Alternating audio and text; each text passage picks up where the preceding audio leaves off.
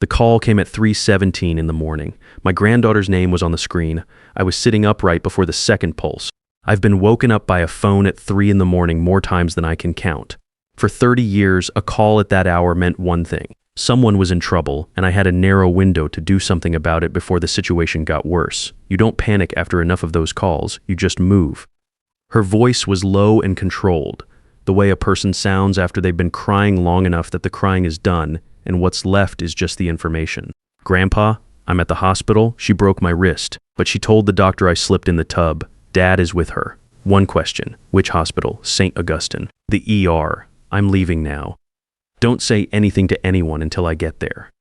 A short pause, then okay. I was dressed in 4 minutes and out the door by 3:22. My name is Gerald Oakes. I'm 63 years old. I spent 30 years as a private investigator in Charleston, South Carolina before I retired. I've read people for a living my entire adult life. I know the difference between a story someone is telling and a story someone has prepared. Lily is 15. She's also the reason I have a second phone line that nobody in her household knows about, a number I gave her 8 months ago, quietly, over lunch on a Tuesday when her father Daniel was at work. She didn't ask why I was giving it to her. She folded the paper and put it in the small interior pocket of her jacket. Not her bag, not her back pocket, the inside pocket, the one harder to find. She understood exactly what I was handing her. She used it tonight. I pulled out of my driveway and drove through empty streets toward St. Augustine Medical Center. Here's what I need you to understand before I tell you what happened at that hospital. I didn't walk in there as a worried grandfather reacting to a crisis. I walked in as a man who had been building a case for 8 months, hoping he'd never need to use it, and completely prepared to use every single piece of it. I saw Natalie clearly the first time I met her. That was 14 months ago at a dinner Daniel hosted to introduce her to the family. She arrived 10 minutes late with a story that was slightly too detailed to be spontaneous. She pulled out Daniel's chair before he reached it. But the gesture wasn't for him, it was for the room. Within the first 20 minutes, she asked me, framed as casual curiosity, whether I still had active contacts in law enforcement, whether I owned my house outright, and whether I'd thought about what retirement looked like going forward. I've spent 30 years reading people. I registered every one of those questions as inventory. I didn't say anything that night. She hadn't done anything I could point to, but I drove home and kept my own counsel. October was when I stopped registering and started documenting.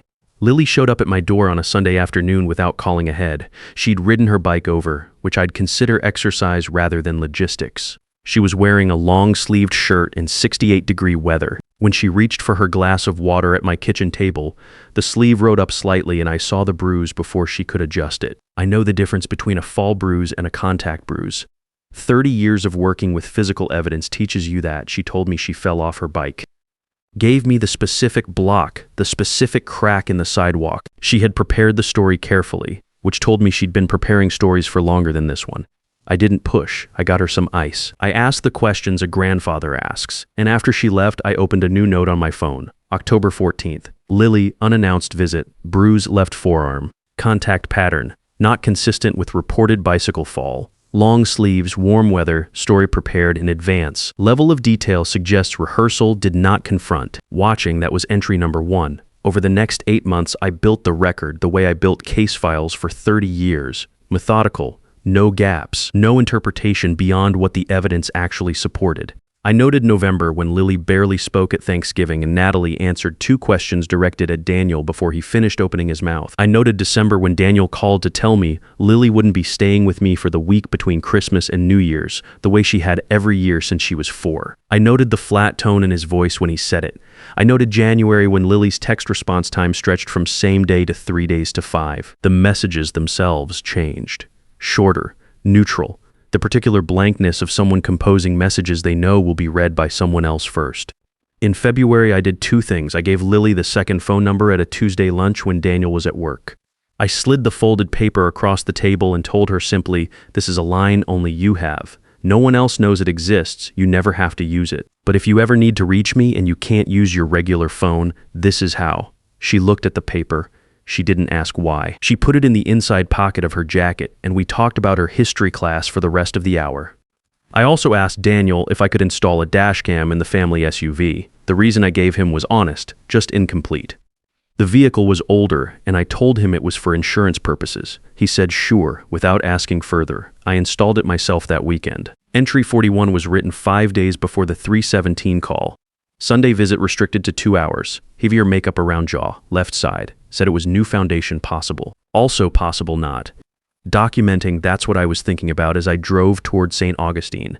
Not panic, not anger. Just the case, running in order, the way I'd built it. I pulled into the hospital parking structure at 3:39, found a space on the second level, turned off the engine, and sat for exactly 4 seconds, not because I needed to collect myself. In 30 years of investigative work, I learned that 4 seconds of absolute stillness before you enter a room is the difference between walking in as the person who controls the situation and walking in as someone reacting to it. I get out of the car. I know what I'm walking into. I know what I'm going to do. Neil Greer sees me before I reach the nurse's station. I know this because I see him see me.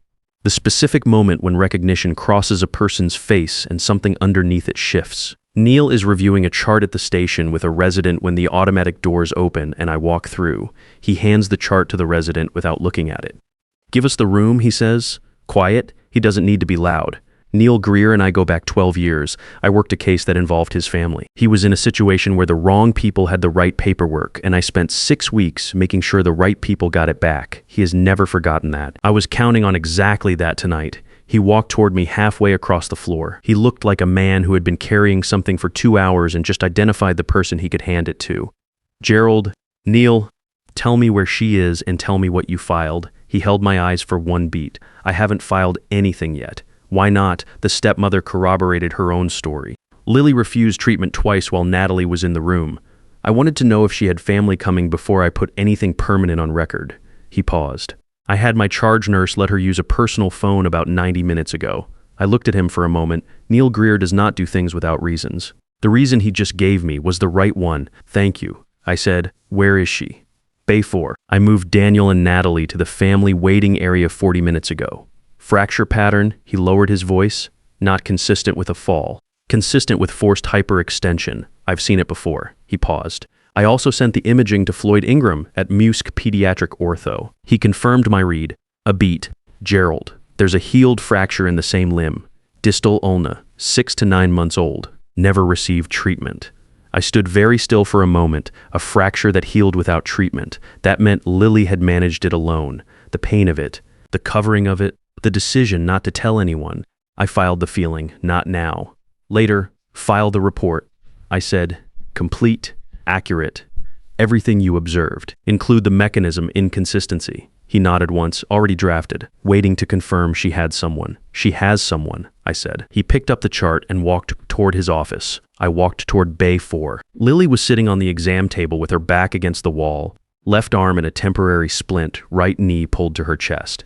She looked up when I pushed the curtain aside. The sound she made wasn't a word. It was a month of held breath releasing all at once. I pulled the chair close and sat at her level, not standing over her, same height. "I'm here. You're safe. Nobody comes in this room without my permission." She nodded, eyes dry. She'd already passed the stage of tears, which told me she'd been managing this alone for longer than tonight.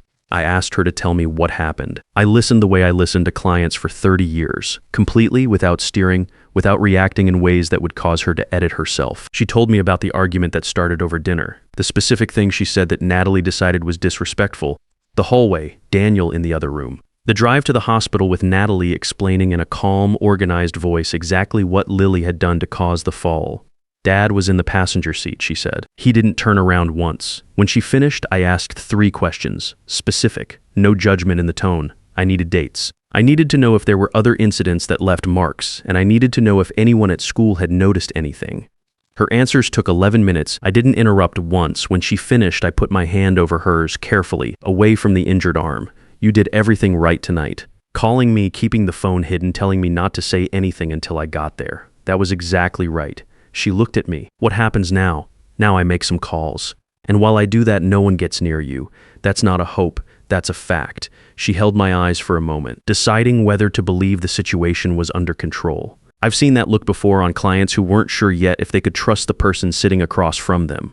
"Okay," she said. Then after a moment, she looked down at her splinted arm. "Is Dad okay?" I held that question for a second before I answered.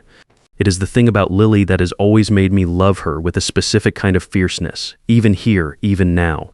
First instinct is to ask about someone else. "I don't know yet," I told her honestly, "but that's not your job to figure out tonight." Tonight, your only job is to tell the truth to the people who are going to help you. Can you do that?" "Yes," she said, without hesitation. I squeezed her hand once. Then I stepped outside the curtain and went to work. The first call was to Patricia Holt, the charge nurse on the floor. She appeared at my elbow 30 seconds after I stepped into the hallway. Neil had already briefed her. "Patricia, what's the situation in the family waiting area?" The stepmother asked twice to speak with the attending. Both times I told her the evaluation was in progress. She raised her voice the second time. I documented both interactions with timestamps. She said it with the specific tone of someone who had been waiting to be useful and was now being asked to be exactly that.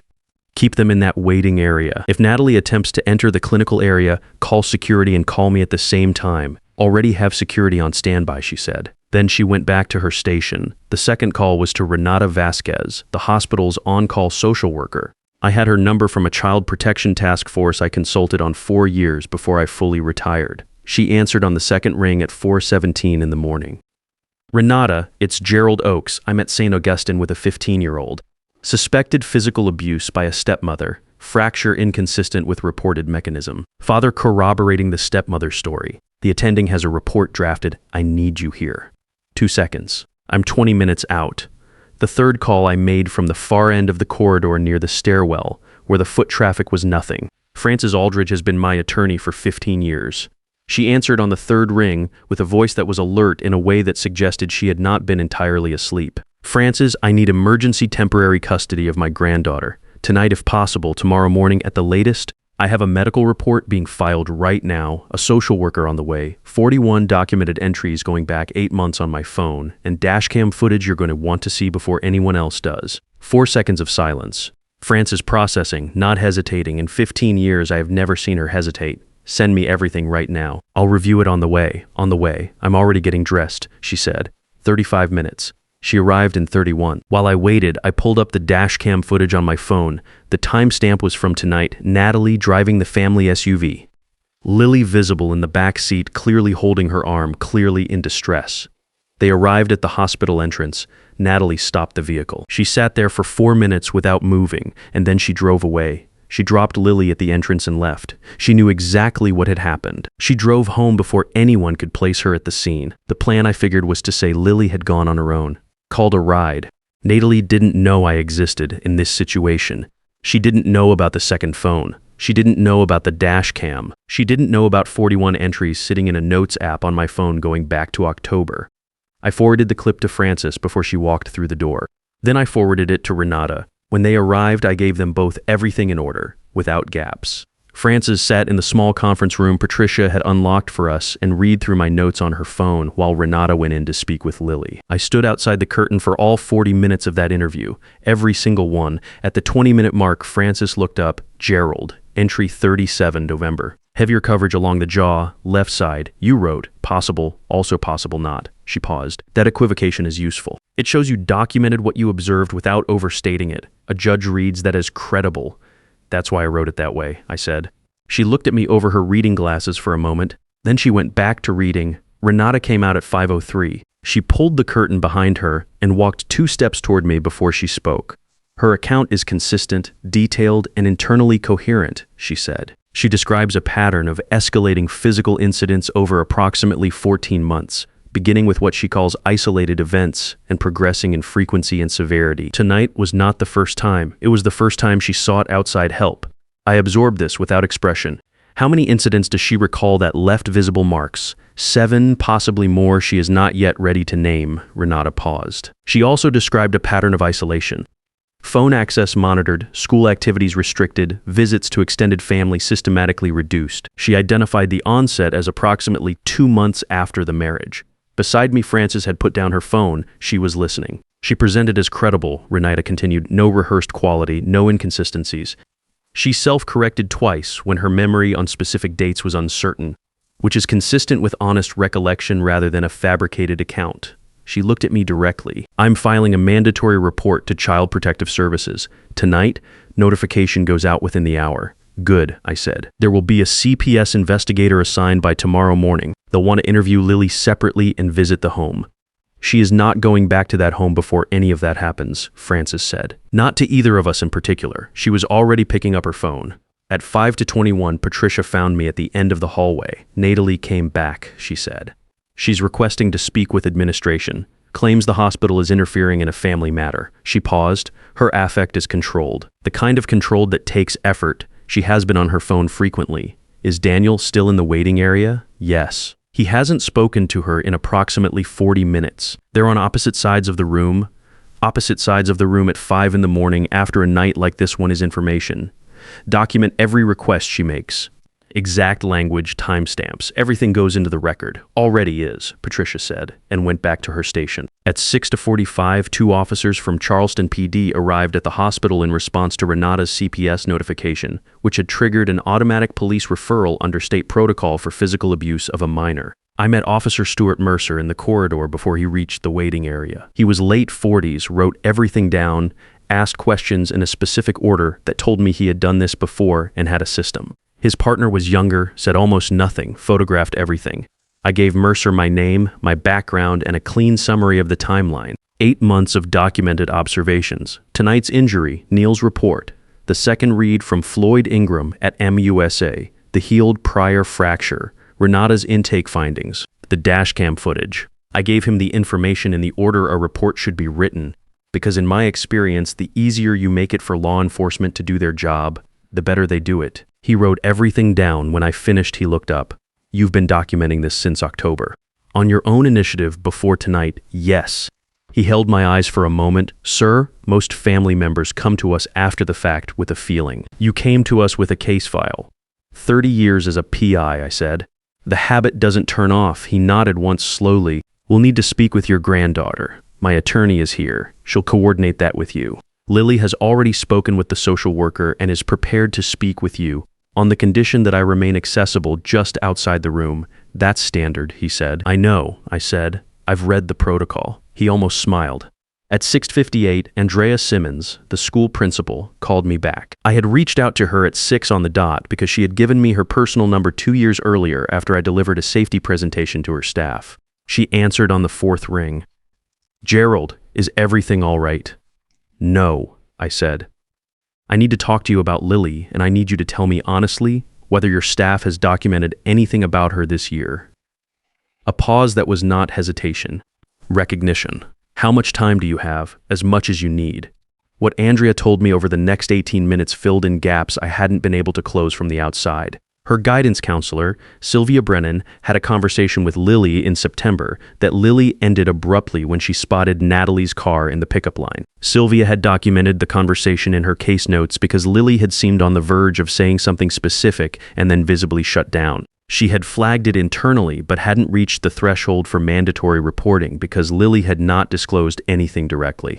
There was a creative writing assignment from November, a fictional story about a girl who made herself invisible at home. The teacher had kept it not because of any single explicit line, but because of the cumulative texture of it. It read, Andrea said, like someone describing something real through the thinnest possible layer of fiction. And in February, Lily had been absent for 4 days following what the family reported as a stomach illness. The timing had registered with Andrea without her knowing why. She had noted it in her own records. Andrea, I said, I need a written statement of everything you just told me, not the assignments themselves, just what your staff observed, what was documented, and when. Can you have something to my attorney by 8 this morning? I can have it by 7:30, she said. Gerald, is she okay? She will be, I said, and this time I meant it in the present tense, not the future. At 7:04, Francis received confirmation from Judge Philip Bauer's clerk that the emergency custody petition had been received and was under review. At 7:30, Andrea's written statement arrived in Francis's email. 3 pages, specific dates, specific staff names, specific observations. Francis read it in 4 minutes, made 2 notes, and looked up at me. This is enough, she said, combined with everything else. In 15 years, I have heard Francis say those 3 words exactly 3 times before today. Each time she was right. How long, I asked. Judge Bauer reviews it personally. His clerk says he's in the office by 8. She checked her watch, less than an hour. I went back to Bay 4. Lily was awake, sitting in the same position against the wall, the blanket Patricia had left folded at the end of the table now pulled around her shoulders. She looked at me when I came in. You've been out there a long time, she said. I've been working, I said. I sat down in the chair. There's something I want to ask you. When this goes further, and it will go further, there may come a point where someone asks you to speak in front of a courtroom. You don't have to decide anything right now, but I want you to know that option exists and it's yours to make, not mine. She was quiet for a moment. Would it matter? Your words, combined with everything else we have, would matter a great deal. She looked at the wall for a moment, then she looked back at me. I'll think about it. That's all I'm asking, I said. Francis called at 8:14. I was standing at the coffee machine at the end of the hallway, the one that produces something that resembles coffee the way a sketch resembles a photograph. The judge signed, she said, 2 words that rearranged everything that came after them. Emergency temporary custody, 90 days effective immediately. You are Lily's legal guardian as of 8:09 this morning. Natalie has been formally notified that she is prohibited from any contact with the minor. Daniel has been notified as a secondary party. He retains parental rights, but all decisions regarding Lily's welfare during the custody period require your authorization. I set down the coffee I was not going to drink anyway. Francis, thank you. Don't thank me yet. 90 days goes fast. We need to build the permanent case in parallel. This buys us time. It doesn't finish the work. I know, I said. What do I do first? Tell your granddaughter, she said. Everything else can wait 10 minutes. I pulled the curtain aside quietly. Lily was awake. She had been awake for a while, I think, in the way people are awake before they let themselves be seen awake, holding on to the last few minutes before the world requires something of them. She looked at me. I sat down in the chair. I told her simply in the same direct language I had used with clients for 30 years, because Lily had earned directness, and I have never believed that protecting people from information actually protects them from anything. A judge signed an emergency custody order at 8:09 this morning. You're coming home with me. Natalie cannot contact you. That's not a plan. It's a legal fact as of 45 minutes ago. She stared at me. 45 minutes ago? I didn't want to tell you until it was done, I said. I don't deal in maybes. Something moved across her face. Not one thing, several things in quick succession. The way a person processes news they needed to hear and had stopped letting themselves want. She pressed her lips together. Her chin did the thing chins do when a person is deciding whether to cry and then deciding not to.